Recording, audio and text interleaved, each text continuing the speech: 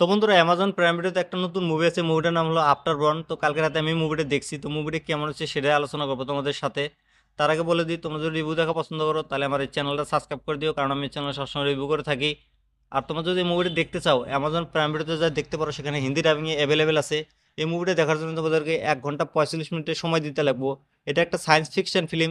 যারা যারা হলিউডের সায়েন্স ফিকশন ফিল্ম দেখা পছন্দ করো তাদের জন্য এই মুভিটা হয়তো ভালো হতে পারে। তো এই মুভির গল্পটার কথা যদি বলি, মুভিতে দেখানো হয়েছে একটা শহরকে যেখানে সবকিছু বরবাদ হয়ে গেছে, অল্প স্বল্প মানুষ বেঁচে আছে। তো সেখানে জিয়াক নামের একটা এক্স আর্মি আছে, সে একটা সুপারি নেয়। যদি কারো কিছু লাগে পয়সার বিনিময়ে সেটা আইনে দেয় তাকে। তো সেখানকার যে সরকার আছে, সেই সরকার জানতে পারে যে অমুক নামের একটা এক্স আর্মি আছে, সে যা বলে তাই করে দেয়। তো তাকে ডাকে ডাকে নিয়ে এসে তাকে বলে যে তুমি অমুক দেশে যাও, সেখানে একটা মোনালিসা নামের একটা পেন্টিং আছে, সেই পেন্টিংটা তুমি চুরি করে নিয়ে এসো, তার বিনিময়ে তোমার যা লাগে আমি দিমু।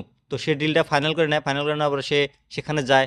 যার পরে সে এই মোনালিসা পেন্টিংটা চুরি করতে পারবো না পারবো সেটা কিন্তু তোমরা মুভি দেখলে বুঝতে পারবা, আর তার সাথে কি কি প্রবলেম ফেস করে সে একাই, সেটা তোমরা মুভি দেখলে বুঝতে পারবা। তো এই মুভিটা আমার কাছে কেমন লাগছে যদি বলি, আমার কাছে মুভিটা কিন্তু ভালো লাগছে, কারণ মুভিটা এত সুন্দর একটা মুভি হলিউডের। এত অ্যাকশন দেখানো হয়েছে, এত সাসপেন্স থ্রিলার সব কিছুই আছে মুভিটাতে, ইমোশনাল আছে। তো এই মুভির অ্যাক্টিং এর কথা যদি বলি, মুভির যে মেন ক্যারেক্টার জ্যাক, তার নামটা আমি জানি না হয়তো, সে কিন্তু অসাধারণ অ্যাক্টিং করছে। তার এর আগেও অনেক মুভি দেখছি আমরা, সে একটা ডাব্লিউ প্লেয়ার ছিল।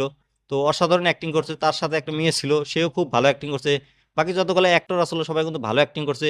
মুভির ভিতরে বিজিএম সাউন্ড অসাধারণ ছিল, ভিজুয়ালগুলো খুব সুন্দর, ভিএফএক্স কাটানোর চেষ্টা করছে, ভিএফএক্স কিছু জায়গায় খারাপ, কিছু কিছু জায়গায় ভালো হয়েছে।